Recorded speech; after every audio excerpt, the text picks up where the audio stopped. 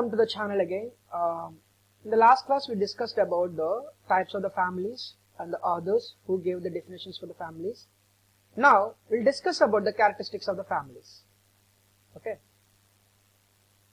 So what are the characteristics of the families?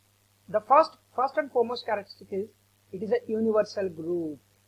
So it is a fundamental unit. So what is this? It is a fundamental unit for the society. So universal group means it's a fundamental unit for the society. Next, it is based on marriage. That means families are based on marriage. If you're going to marry, then we can form a family like that. It is a source of nomenclature. It is a source of nomenclature. What does it means? Suppose there is a Warner Brothers. So you can trace the families based on their source.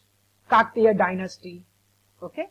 The source of the nomenclature means if the family is the source of the nomenclature, you can trace the family based on their names. Trace the family based on their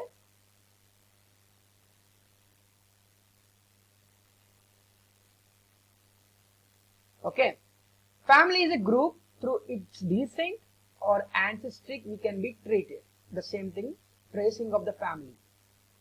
So it is very important for the socialization purpose. I already said it. It is a function for the family, that is socialization. A family is generally limited in size. Even large joint and extended families also there. The family is the most important group in the society. It is the nucleus of all the institutions, organizations and the groups. What does that mean? So if you take marriage, marriage is one institution. No? Marriage is one institution. But it comes under the family. Okay. If you take any institution, it comes under the family. Or it is the nucleus of all the institutions, social institutions I mean.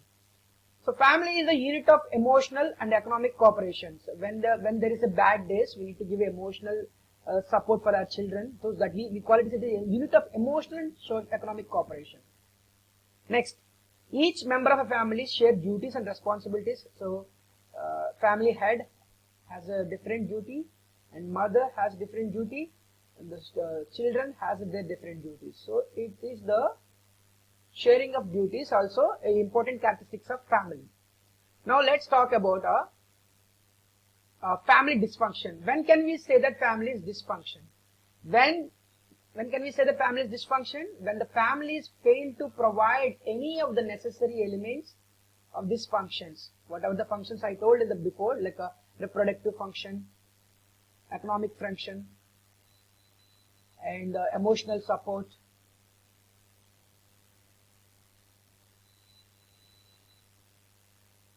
So all these functions, when families fail to provide any of these functions, we call it as a family is dysfunctional. Okay. Now, what are the major changes in the Indian family system? So, I'll talk about the few things. Changes in the family. Okay, what is it means? So now the families change from principle of production unit to consumption unit. That means only male or any of the head of the families goes for the earning, and remaining all dependent on him. It is called the consumption unit. Okay.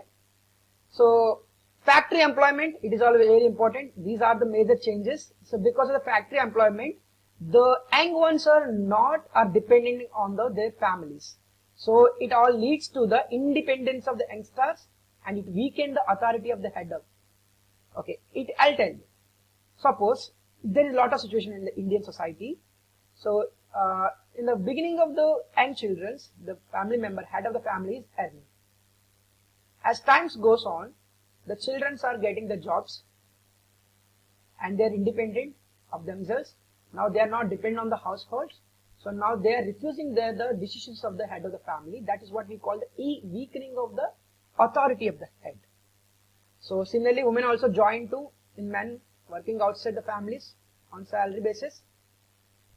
Next, influence of urbanization, obviously. So because of the urbanization, so it decreases the joint families and enhances the nuclear family. Urbanization. Okay, so joint families mainly you can see that in the rural areas, but in nuclear family you can see it in the urban areas also mostly. So why the urban areas? Because they went for the migration because of the pull factors provided in the urban society. Next, legislative measures, prohibition of early marriage and fixing the minimum age of marriages is directly related to the family creation. So if you fix the, suppose if it is in now the marriage for the woman is 21, let us take that, or 18, sorry, 18 marriage for the woman. When it comes to the male, it is 21. If it is increased, what will happen? So there is a lot of delay in the formation of families. So it is directly related to the production of the family formations. Next, Widow Remarriages Act, Hindu Remarriage Act, we call it legislative measures, very important. These are the challenges. Hindu Succession Act 1956. Next, changes in the marriage system as I discussed earlier. So changes in the age of marriage, freedom in the mate selection.